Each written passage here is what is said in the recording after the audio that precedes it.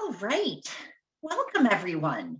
Thank you so much for joining us for today's Lunch and Learn, Finding the Right Places to Site Solar. From rooftop arrays that power individual households and businesses to grid-scale projects that provide power to customers across the electricity grid, Maine is realizing solar's many benefits: good jobs, lower energy costs, and clean energy. But like any development, wildlife and habitat concerns must be considered. Our friends at Maine Audubon have a brand new renewable energy siting tool that can help identify which areas are a good fit for new development and which should be avoided from a wildlife and wildlife habitat perspective. We are so excited to welcome two members of the Maine Audubon team to share about this today. Eliza Donoghue is Advocacy Director and Staff Attorney at Maine Audubon, and Sarah Haggerty is Conservation Biologist and GIS Manager. Thank you so much for joining us, Eliza and Sarah. My name is Kathleen Neal. I am Director of Policy and Partnerships here at Maine Conservation Voters and Maine Conservation Alliance. Our organizations represent more than 10,000 members and supporters dedicated to protecting Maine's environment and our democracy. MCA does that through education, collaboration, and advocacy, and MCV by influencing public policy, holding politicians accountable, and winning elections. A few technical notes for today. We will hear from our speakers and then tackle questions in the Q&A session at the end. You don't have to wait though. You can send your questions to me through the chat whenever they occur to you. I'll keep track of them and ask them during the Q&A at the end. If you have any technical difficulties today, you can message Will Sedlak and he will help you out. This event is being recorded and the video will be posted on our website later this afternoon, where you can also find recordings of all of our previous Lunch and Learns. Thank you again for joining us. And Eliza and Sarah, I will turn it over to you. Great, thanks, Kathleen. Just as a reminder, I'm Eliza Donoghue. I'm Director of Advocacy at Maine Audubon. And I'm really pleased to be here today with my colleague, Sarah Haggerty, Maine Audubon's Conservation Biologist and GIS Manager. And we're gonna talk to you about work we're doing to understand and advocate for thoughtfully sited solar projects here in Maine. Our plan is for me to give a high-level view of our work on siting renewable energy with wildlife in Maine in mind. And then Sarah's going to do a deep dive on the tool that she created to help guide thoughtfully sited solar. But before I dive in, for those of you who are not familiar, Maine Audubon is a Maine-based wildlife conservation organization. We have centers and sanctuaries across the state. We work to conserve Maine's wildlife and wildlife habitat by engaging people of all ages in education, conservation, and advocacy. So there is no bigger threat to Maine's wildlife than climate change. At least 1/3 of the plant and animal species and their habitats found in Maine are affected by climate change related threats. And globally, over 1 million species are threatened with extinction, with climate change as the leading driver. As advocates for wildlife, we, Maine Audubon, are naturally advocates for swiftly transitioning to clean, renewable energy and have proudly supported and continue to support policies that will help Maine achieve its goal of 100% renewable energy by 2050. And what's it going to take to achieve that goal? It's going to take an unprecedented deployment of solar, onshore wind, offshore wind, and associated transmission. This is an imperative and it's not without conflict. Renewable energy development takes up a lot of space, and like any development, it inherently impacts wildlife and wildlife habitat. But we still need renewable energy to combat climate change, the top threat to wildlife. So how do we strike this delicate balance? Well, in 2019, Sarah authored a fantastic report, and I'm going to include a link to it in a moment, looking at the intersection of renewable energy and wildlife and habitats. It includes a literature review, a GIS analysis of terrestrial wind resources, and a bunch of other great information. And it has served as a jumping off point for what has been a deep dive into understanding how to responsibly locate solar development here in Maine. Because solar has grown tremendously thanks to policies passed by the Mills administration. In 2021, 165 megawatts of solar generation was installed in Maine. That's more than double the amount installed in 2020. That's a lot of clean energy. That's really good news, but it's also a lot of space. Each megawatt of solar requires about 5 to 7 acres of space. So at Maine Audubon, we anticipated that growth and we put together a toolkit. One that is primarily aimed at municipalities, but is really accessible to anyone, including decision makers at the legislative level, state agencies, and at the federal level, but municipalities are generally the leading decision maker when it comes to making decisions on where these projects go.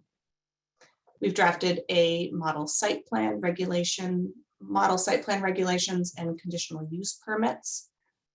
These have been used by several Maine municipalities already in helping them understand how to incorporate solar as a land use. We've created a best practices document that's kind of a quick take on how to avoid and minimize impacts to natural and agricultural resources when siting solar, and a frequently asked question document for answering kind of the most basic questions for hosting solar projects at the municipal level. Right now, we're also putting together a guide for planting native pollinator-friendly vegetation at solar project sites. I'm going to see about putting all that in the chat. Here's a link to accessing all of those resources. And now Sarah is going to share with you our Renewable Energy Siting Tool. This is really the creme de la creme of all of these tools that we have put together. Sarah's going to walk us through that, and then she's going to wrap up by describing the importance of understanding and advocating for how solar can best locate in your community. And as Kathleen said, we'll then take questions. So over to you, Sarah. Thank you, Eliza. And I'm going to pull up my screen, and thank you all for coming today. It's really exciting to be in Maine right now with all the renewable energy that is happening. Sorry, it's a little slow. So as Eliza said, I'm going to be talking about our latest tool that's in our solar siting toolbox, the Renewable Energy Siting Tool. What is that tool? It's an online interactive GIS map, and we built it to help guide in the planning, siting, and hopefully even permitting of projects, with the goal of really guiding terrestrial renewable energy, so onshore wind and solar projects in particular, with the goal of reducing potential impacts to the environment and the natural landscape. This is not a regulatory tool. It does not include all the data that are out there. It is meant as a planning tool. This is the first place you should go, not the last place. You'll probably need additional information for a specific site if you're looking at, if you're interested in a specific site. How does it work? This tool was built to guide siting using a stoplight methodology. So red, yellow, green. I'll go a little deeper into it in a minute. And we built it with the goal of having it be usable for anyone. So you don't have to know GIS or have access to GIS. We want developers to be able to use it, landowners, town staff, natural resource agencies, everyone should have access to it. And we also built in a couple of analysis tools into the tool itself so that you can pull together some of the information in a prepackaged tool. another reminder that you may need to get site-specific information. This is, again, the first place, not the last place to go in your planning. And I also wanted to let you know that we also built a story map to go with this, so that as I do a whirlwind tour right now of the tool itself, you don't need to worry about missing anything, because you can follow through our story map at your leisure, and it will walk you right through the tool, how everything works, including the analysis tools. So I'm going to walk you through the tool. I am not doing a live demonstration with the tool, especially with the wind out there today. I don't quite have the bandwidth at my house to run the online tool and Zoom at the same time. So I am just going to use slides. So if you've used any online interactive tools, you've probably seen something similar where when you open it up, you have a disclaimer. This is the explainer part of what this is and what it isn't. And mostly this is to remind you that this is not a regulatory tool, that it's for planning, and that it doesn't include all of the information that may exist. So if there's something that's not there, it doesn't mean that there isn't something there. We may just not have those data. So when you go in, you will click the I agree and click on the OK box, and you can then go in. And you notice as you go in, it comes up with the state of Maine with all these lines and dots all over it. And when you are citing renewable energy, the most important thing that you need to know and where you're going to put it is, where is the grid? So we have the tool open with the transmission lines and the substations that exist in Maine coming up already on that baseline tool, because you need to have that. If you can't generate electricity if you can't get it into the grid, or you could, but it's not quite as helpful. I also want to walk you through some of the buttons on the upper left-hand side to help guide you through the use of the tool. So the first one is the Maine Audubon logo, and that will come up already open with the overview that explains the tool and the basic concepts behind it. The next tab explains the data layers. We've got 35 different data layers in this tool, and that's, instead of having a long toilet paper roll, we've grouped them into categories. So this explains what those categories are, group by group. The next button sort of looks like a folded map, and this is where you can change your base maps. So you can see I've changed from this sort of generic map to an aerial photograph, and you have 7 different options here for base maps. The next button brings up your legend. This will show all of the data layers that you have turned on and that are visible at your at the scale that you are zoomed in. So you can see we have the counties outlined in gray, the electric substations are those red and white dots, and the transmission lines are the red lines.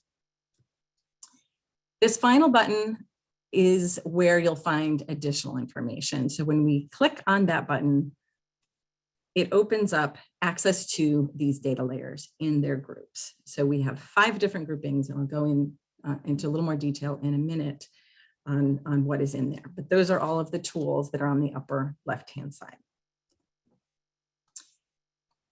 Like a lot of tools, it also has a search function. It's based on townships or towns and municipalities in the state. So you can start typing, or you can just use it as a drop down and zoom to your town. It will zoom you to the town. And I'm in Freeport right now, and it will highlight the town boundaries, and you'll be able to see any of the layers that I have turned on and that are visible. And you notice I have the legend on over here, and it shows what each of those layers are that are turned on and visible. So as I mentioned, this uses a stoplight approach with red, yellow, and green for guidance. Green areas are the areas that are primarily developed areas. So gravel pits, landfills, parking lots, things like that, where developing a solar project or any kind of project has the lowest probability of negatively impacting the environment. Yellow areas, like this blob down at the bottom, are areas where you may need a little more information. It may be a place where it really depends on what your project is, the configuration, where it is within that polygon, to know whether you're closer to a green area. In other words, you're less likely to have impacts, or if it's a little more like a red area where you may have larger impacts. So those are the sort of in-between areas. The red areas are the areas that we recommend not developing in. These are wetlands and rare species habitats, and you can see streams. These are the areas that we would prefer not to see development. Again, this is not a regulatory tool, but it's a guidance tool, and we'd prefer that folks stay out of those red areas. But you can also see there's overlap. So this red area is completely on top of a green area. And the same with the yellow and the green and the red. So it's really important to understand what all of the different polygons are in that picture. And also to remember that just because like this area, for example, doesn't look like it has anything, it may just be that we don't have data for that area. So again, just because it looks like there isn't anything there doesn't mean there isn't anything there, if that makes any sense. So to understand what each of these polygons are and what the overlap means, you need additional information on those polygons. And so what you would do is actually click on the polygon you're interested in, and it will bring up a pop-up. And this will give you additional information. And there's a little scroll bar on the right-hand side for where there's too much information to show in that view. And when you click on that polygon, it will highlight the polygon it's giving you information on. And if you notice at the top, it says 1 of 3.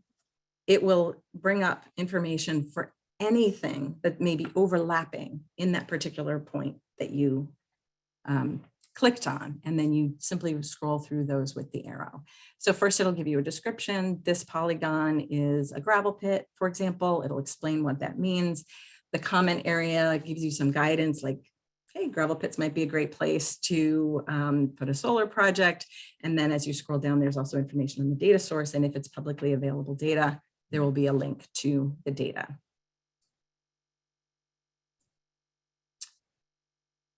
Now, let's talk a little bit about all those data sets. So as I say, we have 35 different layers, and we've grouped them into different categories so that it's a little easier to turn things on and off.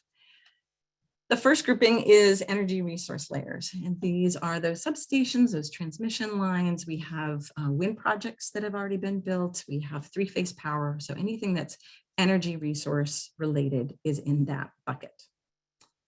The next bucket is the environmental layers, and these are, again, your rare species, your wetlands, streams, brook trout habitat, natural communities, beginning with habitat focus areas. Those will all be in the environmental layers bucket.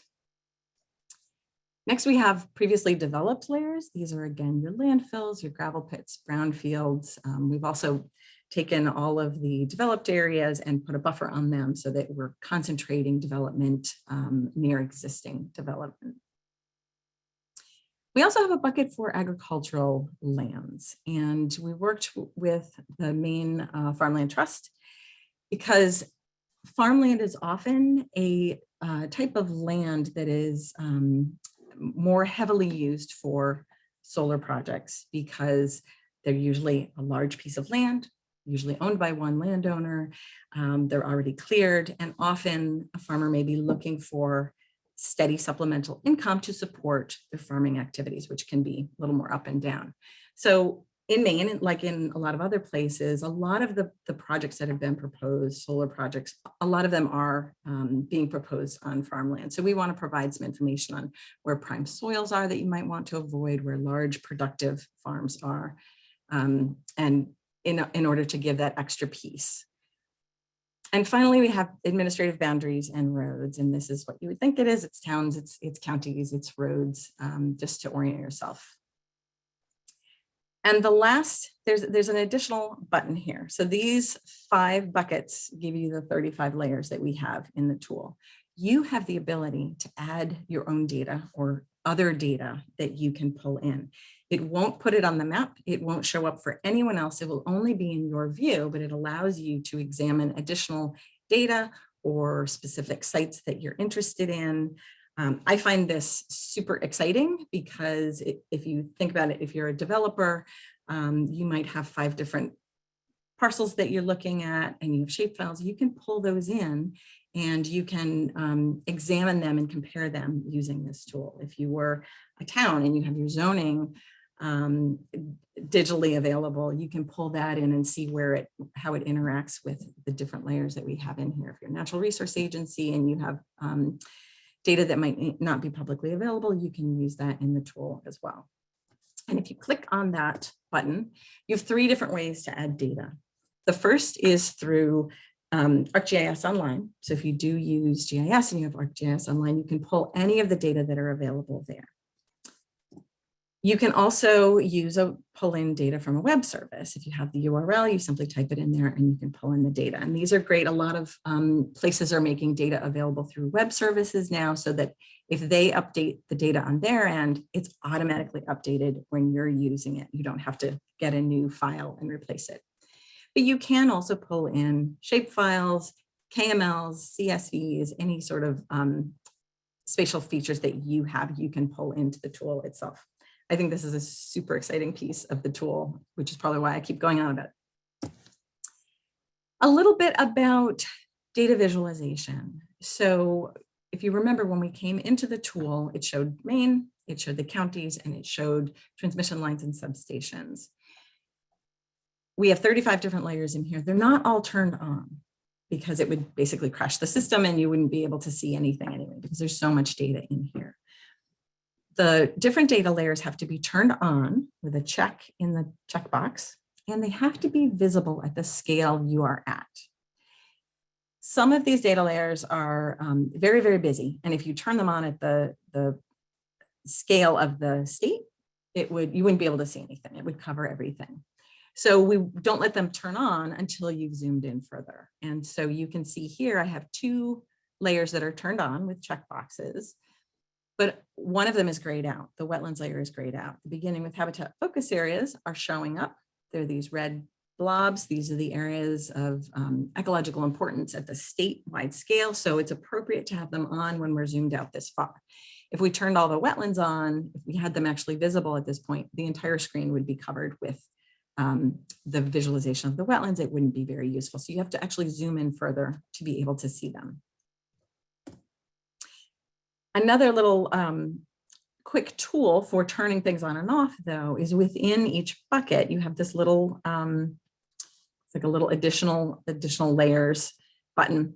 And when you click on that, you have the option to turn all the layers on or off within that bucket. So if you click on it, all of the layers in here, so you see this is the previously developed layers, they all turn on.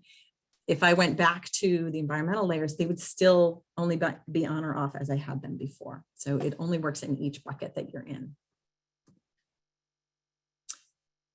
But I want to run through a couple of tools that we've built into the tool itself to help you do an analysis and pull the information that you're looking for. We built 2 different tools that work a little bit differently. The first one is this quick assessment screening tool, and it allows you to evaluate an area of interest for predefined resources that we've set up. It's a quicker way to just look at some things if you're interested in the things that we've programmed in here. So you click on the tool, you delineate the area that you're interested in, or you can put a point and put a buffer on it, or you can pull data, pull one of the fields from one of the data sets, including your own data, and make that your area of interest. And when you create that, it doesn't intersect with what's in the map. You don't have to have all the layers on. It will pull data for all of those pre-assigned resources and give you information whether you have them turned on or not. So you notice at the bottom, you get all these different tabs of those resources with information, a number after them. And so as you click through those different tabs, it gives you that information. It highlights them in the map. So here's the transmission lines. It tells you there's 3 of them. It shows you where they are, tells you a little bit of information about them based on what's in the attribute table. Wind projects are another example. This is a different kind of data set. So we pull a little bit different information. There are 5 wind projects here, the number of turbines, how tall they are, different attributes associated with a different kind of data set. And finally, some of these data sets are the polygons. And so it does an intersection to tell you how many of these polygons and how many acres those polygons take up. To be really clear, it does not tell you how many acres are actually inside your area of interest. It tells you how many acres are within the polygons that are touched by your area of interest. So it's a really important point. It tells you how big all of the, in this case, forest blocks are that are in this area. The next tool is a reporting tool, the report screening tool, and this lets you control what information you get. You have to have, you would turn on the data layers you're interested in, and you would have to be in that level at which they're visible. So you would click on the tool, you get a little pop-up, you do the same thing, you delineate your area of interest, and then you click report. This will give you a little bit of a quick report inside the tool with a pop-up, and then you can also export it into a little more nicely laid out tool. But if you click on report, you get the listing of all 35 data layers. But if it's one that you don't have on or it's not visible, you'll get this little red exclamation point. So it's still there. It's telling you, I looked, I don't see it. I have nothing there. For the other ones, it'll give you a little bit of information. And if you click on the plus sign at the beginning of each of those layers, it'll open up and give you information on each of those layers. You can then print the report, and it will give you a nicely formatted report. You can just create a PDF, or you can actually print it. It gives you a nice cover sheet with a snapshot map of your area of interest, and then it will give you tables of all of that information where you had it turned on and visible. So, excuse me, for instance, here are those 2 substations with the information on each of them. Here are the 3 transmission lines, et cetera. It gives you all of that information, again, for the things that are turned on and visible. So that's my quick whirlwind of the tool. I want to throw out a couple of reminders on it that I've already gone over, but just to keep in mind, this is just for planning purposes. It's not regulatory, and not all resources are in the map. The data come from a variety of sources, and those data are being updated all of the time. So where we're pulling in web services, if the generator of the data has updated the data, it will automatically update in the tool. So it may be different from one day to the next, depending on updates to the data. We want to have the most up-to-date information as possible. And we've also used data sets that are the most applicable to the real world. And that's why we start with transmission lines and substations, but also that are consistent with other tools. So we use the NWI wetlands layer. It's not perfect, but everyone sort of understands it, and it's consistent across the board. A lot of folks use it. We also use a lot of data sets from beginning with habitat. We want to be talking about the same places in the same way with the same boundaries. So I showed you the focus areas. Those are in the process of being reevaluated to be updated. When we have the new focus areas, they will be pulled in instead of these focus areas. But we want to be consistent from one tool to another. And then that final reminder that some data layers won't draw until you have them turned on and you're zoomed into a specific extent. This will help the usability of the tool and keep it stable. If you turn on too many things too far out, it will actually crash the system. So those are the quick reminders on the tool itself. And then Eliza had also mentioned that how do you use this? How is this something that you as representatives of towns or individuals can use this sort of a tool? And remember, it's for planning purposes only. And the idea is to think about it from the perspective of a potential developer, right? So you need to have that infrastructure first. You need to look at what your different options are, what your needs are, what your options are. If you're doing a small solar project versus a utility scale solar project, you're going to be looking for completely different things. If you are a town representative, you're going to want to think about those red areas that maybe you want to be lining up your zoning, making sure that you have them as protected areas, and maybe have zoning to encourage solar in some of the areas that, if you have a landfill, how big's your landfill? How close is it to infrastructure? If it's a landfill in a town, you've probably got some access to the infrastructure there. But one of my personal thoughts on how to use this sort of tool for a town, my town, for example, just use some of the tools that Eliza talked about to create some zoning ordinance specifically around solar. And then we're actually taking a look at what we have on the landscape and where can we encourage it and where would we want to discourage development, particularly for renewable energy. And I really love seeing local groups keeping their renewable energy generation local. If you have a landfill that is viable for solar, if it can't be used for something else, that's a great place to take responsibility for the energy that's being used in your town. If you have, obviously everyone talks about rooftops, if a lot of municipal buildings are available and easily converted to have solar on them.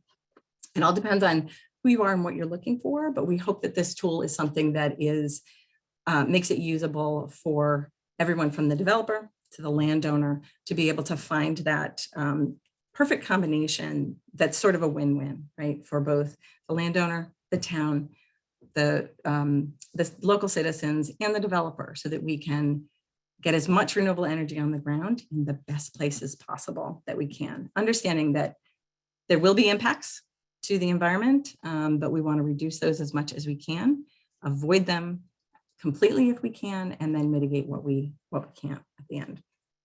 I think that's what I have, and I've probably run out of time. Eliza sent around the link. All of those information can be found on MaineAudubon.org/solar, and I'm happy to take questions. Thank you so much, Sarah. You just took a really incredibly robust tool and made it incredibly understanding to those of us who I barely know what GIS means, and now I feel like I know what I'm talking about. So thank you very much. And Eliza, thank you too. We heard, for everybody, you heard lots of potential organizations, people, town officials who could be using this tool. If you think your town is ready, should be ready, is about to get ready to welcome thoughtfully sited solar, we are going to share a couple of tips in the follow-up email that goes out later this afternoon. Great place to start is just picking up the phone and finding out if you have town ordinances that allow for solar as a land use. And if so, do those ordinances, are they designed to locate solar in a way that limits the impacts to natural resource and community values? If the answer is no to either of those questions, send along Maine Audubon Solar Siting Toolkit. The link is in the chat here now, and we will share it again in the email this afternoon. So more information coming. All right, we had a bunch of questions come in. You can keep those coming to me through the chat, and we'll start at the top. We talked about who might use this tool. Who's using it right now? It's a great question. Right now, we have gotten feedback from some developers, actually. We had put out an earlier version that didn't provide guidance, that just was sort of one-stop shopping with a lot of data just in one place. And we got great feedback from developers saying, hey, it'd be more useful if you did this or that. And we tried to incorporate that into this tool. And we know that they are utilizing that as well. I have heard from individuals. I've given a few talks to like the Maine Municipal Association, so I'm hoping that a lot more towns are using it. It did just come out in the last couple of months, so hopefully it will continue to see additional growth. And I don't know if, Eliza, you've gotten any specific feedback from users. I'll speak a little bit more to the model ordinance that we put together. That has also been getting quite a bit of use. We know that the towns of Freeport, I believe, China, I think Scarborough, several towns have used that as a resource when they've been thinking about how to update their existing ordinances to allow for solar as a land use.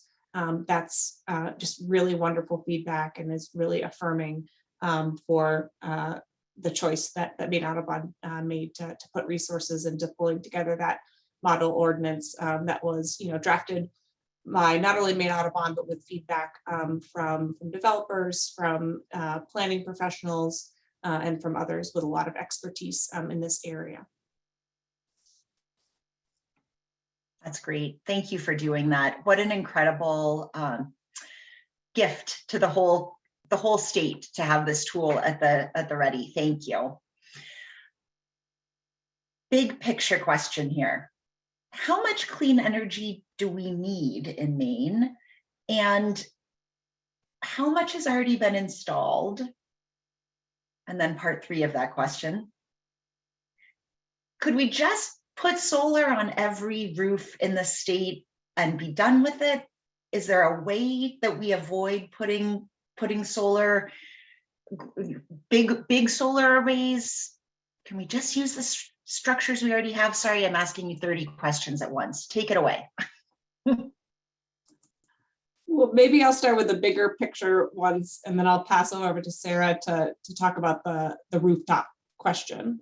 And I'm gonna forgive me for not having kind of the hard numbers on hand. But right now, as far as developing the renewable energy that we need, I believe the figures say that Maine is actually pretty well on track until I believe 2025 or 2030 to develop the renewable energy that we need to meet those targets, that 100% renewable energy by 2050. But even though I forget it often, 2025, 2030 is not that far away. So we're needing to start planning now for what comes after that, how we're going to continue that increase in renewable energy development. So I'm forgetting exactly what your question was, or the question that came to you, Kathleen, but the short answer is we are developing a lot right now to meet our needs in the short term, but we're going to need to develop a lot more to continue at the pace that we need to get to that 2050 goal. Yeah, and I'll jump in on top of that. And the reminder is we're not just talking about how much electricity we're using now. We're hoping to electrify our transportation sector and our industry and our commercial buildings. That's going to take a lot. Transportation is the biggest producer of greenhouse gases. And we have the highest percentage of use of fossil fuels for heating of any other state in the country. So we need to shift that over to electricity, but we need to be producing that electricity with renewable energy. We're in a good place for the Northeast in terms of wind. We already get sort of 20 to 25% of our electricity from wind, more than all the other New England states put together. Solar is still just, we're going gangbusters right now, but we're sort of starting from almost zero. So it will be ramping up, but we're at a good place to be ramping up. And the question about rooftop solar comes up a lot, and I get it. Industry scale solar facilities are not something, it's really a different thing from what we would like to think about. But there have been a lot of estimates being made that with that additional electricity that we'll need, that if we could put solar on every rooftop and every parking lot, it only gets us to like teenage percentages, like 15%, 18%, 12% of what we'll actually need. And it's extremely expensive. It's much more expensive than, you get those, the cost scale levels out once you get bigger, and it really consolidates our electricity generation. So we do need it on rooftops. We do need these small projects, but we're probably going to need some of these utility scale solar projects as well. And that's where we really want to think about putting it in the right places. One of the estimates, there's a solar and wildlife conference going on right now.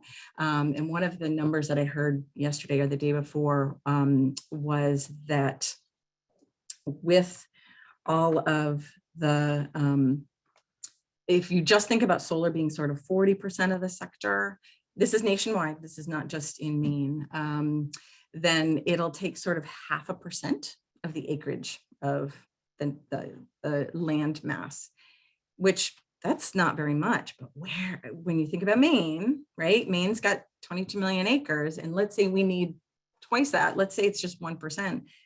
200,000 acres. Where's that going to go? And that's really, really important. And so that's why we've built tools like this to try and help guide that into the best places. Thank you, Sarah. I really do think that I hear that question all the time of like, if we just put solar on every rooftop, or if we make sure that every new building has solar from the start, which we should do, won't that be enough? And that's a really helpful way to think about how just the scale and the scale of what we need, but also the scale of investment that it's going to take to get us there. There's a real value in utility scale energy production. How much of our usage in Maine is residential versus commercial? And does that help us think about rooftop versus utility scale, or is that not a helpful comparison?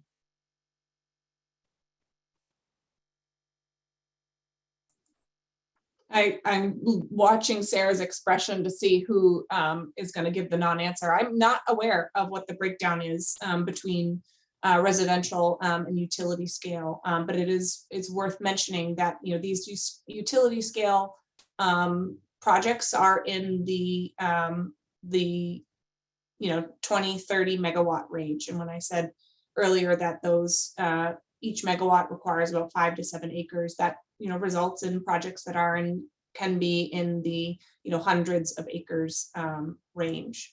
But what is something to keep in mind is that Maine's solar policy has changed substantially only in the past couple of years. Prior to 2019, when the Mills administration passed big changes to Maine's solar policy, really rooftop solar was primarily what we had in Maine. Now it's just now that we're seeing these utility scale projects come on board, and that's a result of changes to our renewable portfolio standards and procurements by the state that have specifically called for utility scale solar projects. So couldn't tell you what the balance is, but right now, particularly because those projects are so big, I think we're going to see that balance tipping towards quite a bit more of solar coming from utility scale projects as opposed to rooftop projects. That was a perfect answer. Thank you.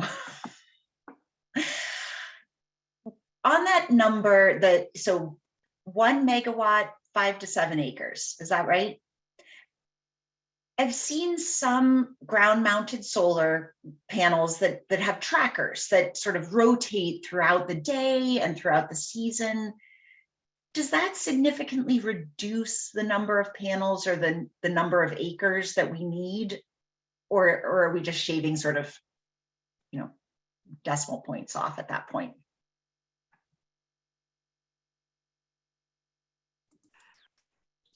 Go, Sarah. I was waiting for you to unmute. Wants to get into the weeds. No, never mind. I know Sarah knows the answer to this question. Do I? But Eliza can probably give the better answer. I know we're always just looking to see who's going to unmute quicker.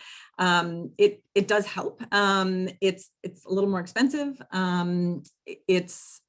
You have to have the right site for it as well. I don't know the numbers. I don't know if you do, Eliza, in terms of the acreage difference. It doesn't cut it in half or anything like that. It shaves it off.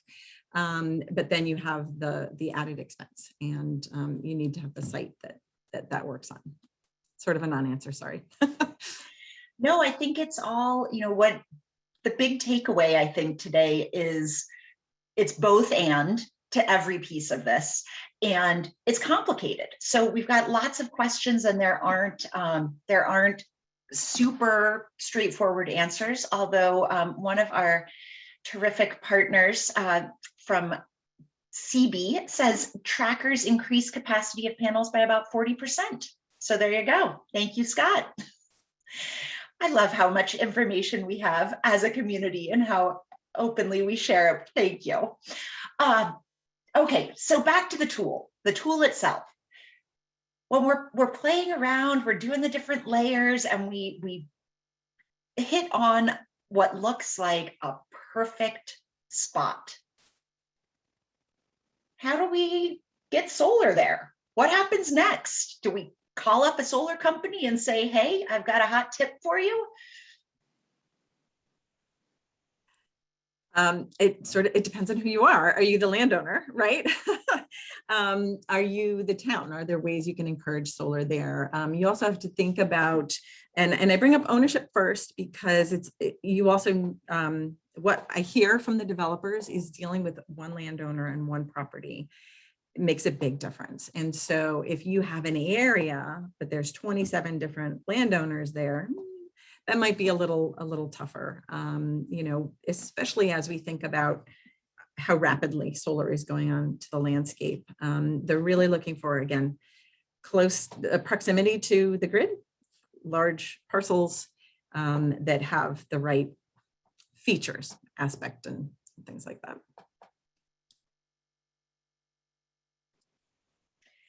And so is there anybody who's out there you think looking for good sites and then contacting the landowners and saying, your land actually would be great for this. Can I hook you up with my developer friends? Is that how it happens? That's what the hope is, because that's ultimately, if Sarah and I could wave our magic wand, that is how these projects would start. It would start by identifying a good spot and then moving from there. But that requires quite a bit of planning. These solar projects aren't developed on a whim. They are take years of planning, taking a look at maps, of understanding land ownership, understanding capacity on the grid, capacity in nearby substations. And what our hope is, and the conversation that we're looking to change, is that part of that initial decision-making, that kind of desktop analysis before folks are going out to talk to landowners, they're taking a look at what makes sense from a land use perspective. And often, what makes sense, and I say land use perspective because often what makes sense for wildlife and wildlife habitat often makes sense for the needs of the community. The places that we're looking to, conserve are often the places that are not only meaningful for wildlife, but meaningful from a community perspective. They are really valued by the community. And we are really looking to change the narrative that, there are some fairly simple desktop analyses out there that I think can, in the end, really be advantageous as folks are looking to develop these projects, so that they can pick the right sites at the beginning and not look so that they are avoiding these resources, instead of discovering way down the line when they've invested a lot of money, oh my goodness, there is such and such of a resource out there, and now I need to understand how I can manipulate the project to mitigate against those impacts. We'd really prefer that the need for mitigation not come up, because there has been so much work done at the very beginning to avoid locating these projects in those highly sensitive areas. An emphasis on highly sensitive, because in the end, we do need to get these projects on the ground, and there will be an impact, but we really are hopeful that those particularly highly vulnerable areas are avoided when project location is chosen. And I just wanted to throw in a quick, that's one of the reasons that we reached out to developers early on while we were thinking about building some sort of a tool. We wanted it to be useful to them, to be something that they would go to, remembering, again, they're starting with proximity, parcel size, et cetera. And the other thing I want to highlight was something that Eliza brought up, which is capacity. It may be near the grid, but there has to be room for that extra electricity.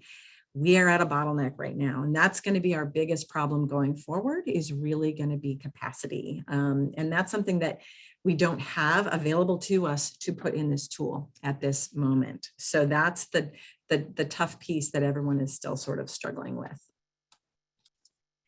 That answers the next question that I was going to ask of, can we overlay the grid needs and constraints and opportunities with all of this but not quite yet. I have heard CMP says that they are looking into making that sort of information available. They did share with us their 3-phase power lines, so that we incorporated that into the tool.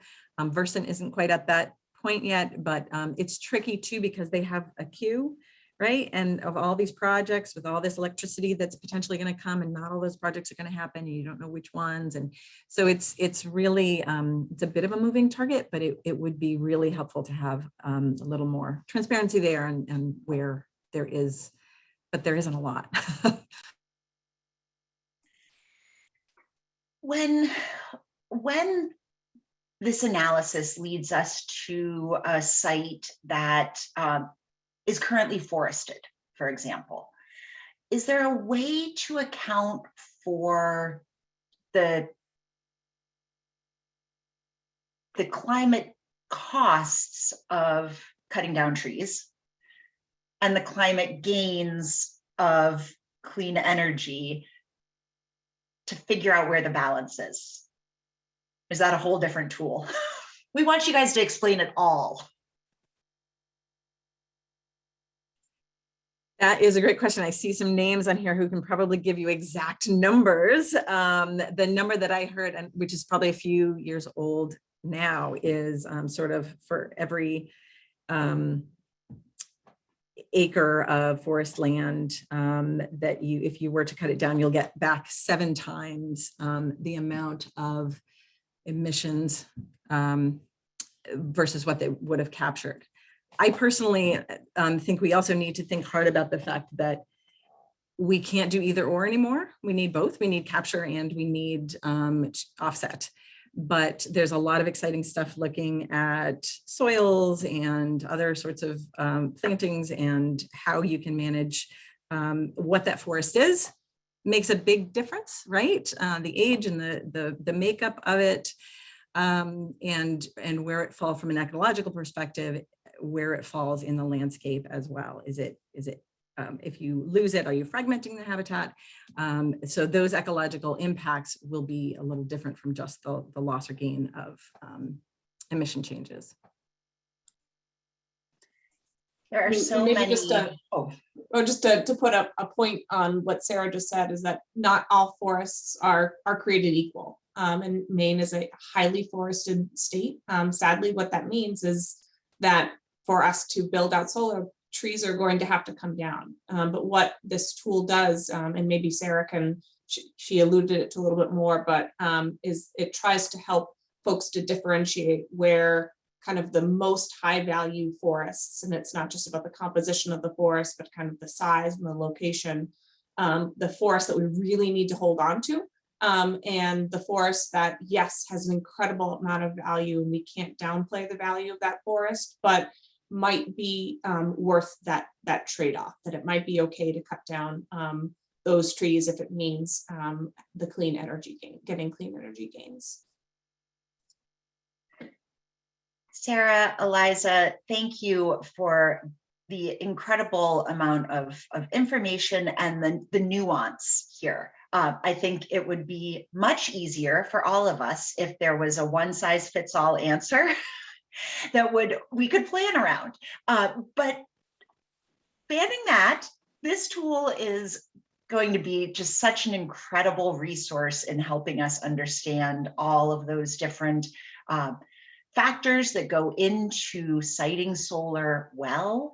And really, I think will give us a lot of peace that we've thought about it carefully, and that yes, trees are going to have to come down, but we know we've gone through a process that is science-based and really thorough to decide where that balance is. Does this play a role? Is this going to be useful for the state in setting statewide policies as well? That sort of integrated look at climate action is something I know we've all really valued from the Mills administration over the last few years through the Climate Council. This seems like another great tool in their toolbox as well.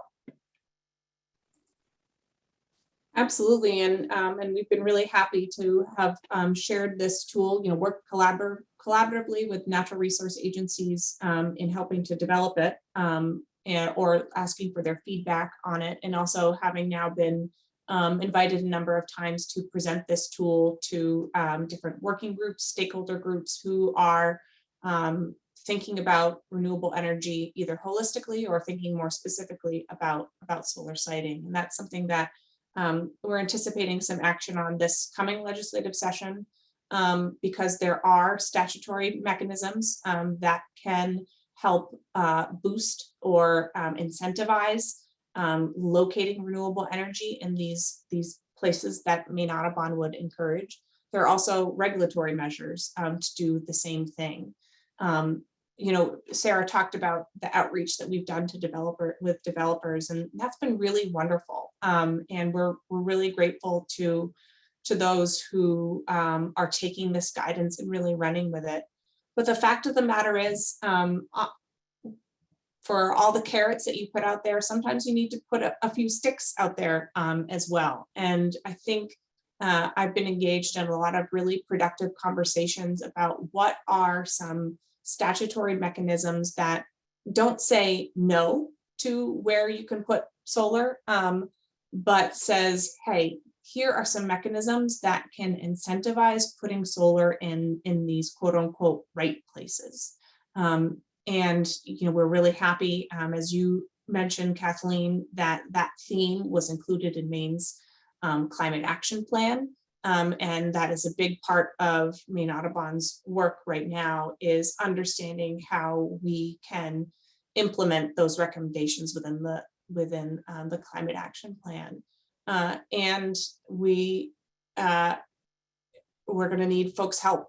You know, Kathleen already put up kind of what's a next step or something to take away from this presentation, but for folks to keep their ears and eyes open for legislation that might help to achieve that end. How can we encourage the location of not just solar, but also onshore wind, offshore wind too, though that policy is probably a little farther down the line, and then transmission as well, that is thoughtfully located. And I think, I feel strongly that that statute or that Maine law has a role to play there. Last question. We have a number of really specific questions from folks today that we're not going to have time to ask to the whole group. But if there are folks on the call who have land that they own or that they know of that they really are excited about placing solar on, what's the best way? What should they do next? Do they contact solar companies? Do they reach out to you and say, hey, can you help us look at the tool and drill down to this specific area and understand exactly what we're looking at? Or what do you suggest?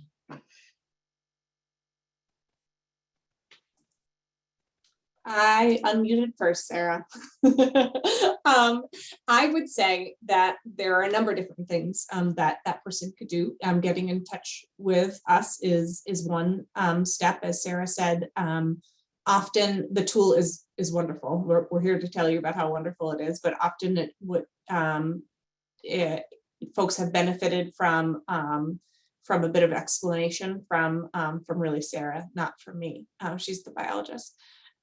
And I think also reaching out to your towns. That's where we've seen kind of the most success in locating these thoughtfully sited projects are, you know, the town of Belfast, of South Portland, of